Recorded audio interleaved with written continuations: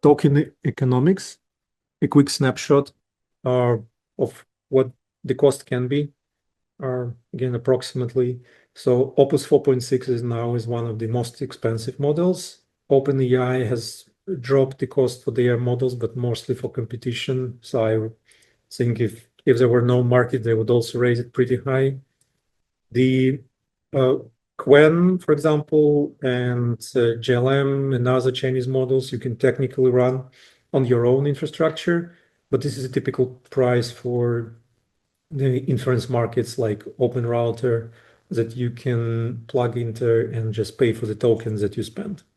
Again, the cost makes sense, it matters. So please be aware when choosing the model for your task, which it is, because either you hit, even if you use the monthly subscription model kind of on the monthly basis, if you use more expensive model for trivial task, you'll hit your limit pretty fast, and that will kick you out of the consumption.